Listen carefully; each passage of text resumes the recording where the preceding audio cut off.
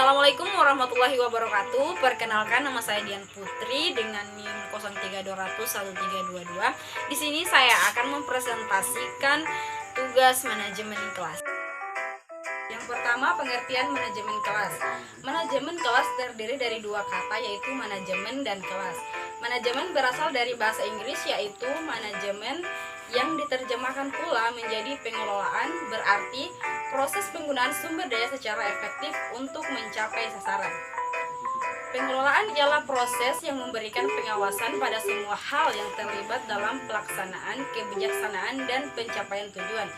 Sedangkan yang dimaksud dengan kelas dalam arti umum menunjuk kepada pengertian sekelompok siswa yang ada pada waktu yang sama, menerima pelajaran yang sama, dan guru yang sama pula. Dengan demikian, maksud manajemen kelas yakni mengacu kepada penciptaan suasana atau kondisi kelas yang memungkinkan siswa dalam kelas tersebut dapat belajar efektif dan efisien di waktu yang sama dengan guru yang sama. Menurut konsepsi lama, manajemen kelas adalah sebuah upaya untuk mempertahankan ketertiban kelas. Sementara itu, menurut konsepsi modern, manajemen kelas adalah proses seleksi yang mempergunakan alat yang tepat terhadap problem dan situasi manajemen kelas. 2. Manajemen kelas. Manajemen kelas yang dilakukan guru bukan tanpa tujuan, karena dari tujuan itulah guru selalu berusaha mengelola kelas, walaupun terkadang kelelahan fisik maupun pikiran dirasakan. Guru sadar tanpa mengelola kelas dengan baik maka akan menghambat kegiatan belajar mengajarnya. Itu sama saja membiarkan jalannya proses pembelajaran tanpa membawa hasil, yaitu mengantarkan siswa dari tidak tahu menjadi tahu, dari tidak mengerti menjadi mengerti, dan tidak berilmu menjadi berilmu. Tujuan manajemen kelas menurut Jaba 2014: 1. Mewujudkan situasi dan kondisi kelas, baik sebagai lingkungan belajar maupun sebagai kelompok belajar yang memungkinkan siswa untuk mengembangkan kemampuan semaksimal mungkin. 2. Menghilangkan berbagai hambatan yang dapat menghalangi terwujudnya interaksi pembelajaran. 3. Menyediakan dan mengatur fasilitas serta perabotan belajar yang mendukung dan memungkinkan siswa belajar sesuai dengan lingkungan sosial, emosional, dan intelektual siswa dalam kelas. Yang ketiga, ruang lingkup manajemen kelas. Manajemen kelas adalah kemampuan guru untuk menciptakan dan menjaga kondisi belajar yang optimal, sehingga memberikan dukungan terhadap kegiatan belajar siswa dan mengajar sebagai suatu proses. Maka dalam pelaksanaannya, manajemen kelas memiliki kegiatan-kegiatan yang harus dilakukan guru. Kegiatan manajemen kelas meliputi: yang pertama, pengelolaan siswa. Pengelolaan siswa ialah segala rangkaian kegiatan aktivitas kepengurusan yang berhubungan erat dengan siswa atau siswa itu sendiri, dimulai dari calon siswa mendaftar ke sekolah sehingga siswa tersebut lulus dari instansi pendidikan tersebut.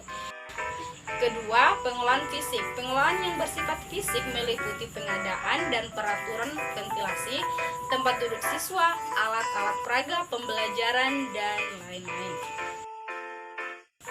Oke, lanjut. Yang keempat, prinsip-prinsip manajemen kelas. Prinsip-prinsip manajemen kelas ialah proses perencanaan, pengorganisasian pergerakan, dan pengawasan kegiatan pembelajaran guru dengan segenap menggunakan sumber daya untuk mencapai tujuan pembelajaran yang efektif dan efisien.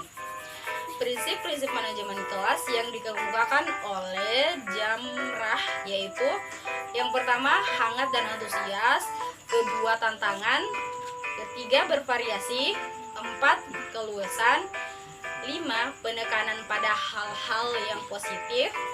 6, penanaman disiplin diri.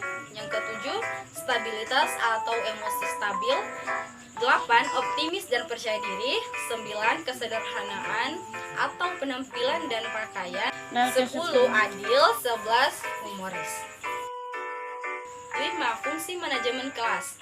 Fungsi manajemen kelas ialah penerapan fungsi-fungsi manajemen yang diaplikasikan dalam kelas oleh guru untuk mendukung tujuan pembelajaran yang ingin dicapai. Yang pertama, fungsi perencanaan kelas. Yang pengorganisasian kelas.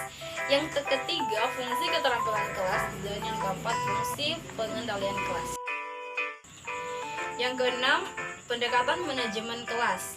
Pendekatan pengelolaan kelas ialah suatu proses menciptakan suasana emosional dan hubungan emosional yang positif dalam kelas.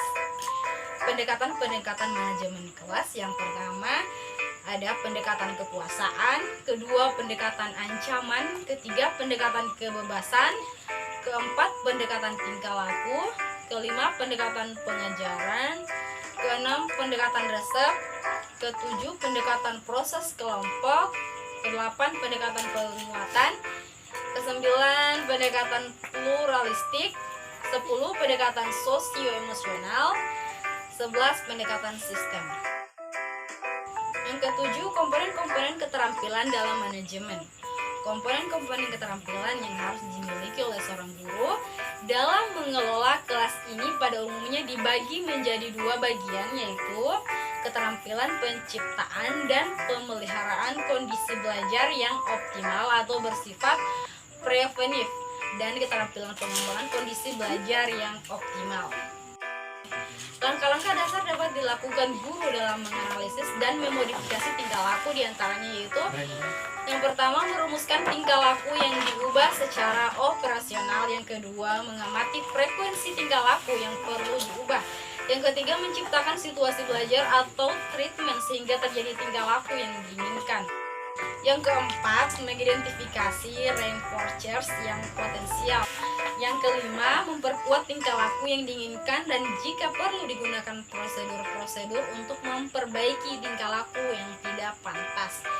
Yang keenam, merekam atau mencatat tingkah laku yang diperkuat untuk menemukan kekuatan-kekuatan atau frekuensi respon yang telah ditingkatkan.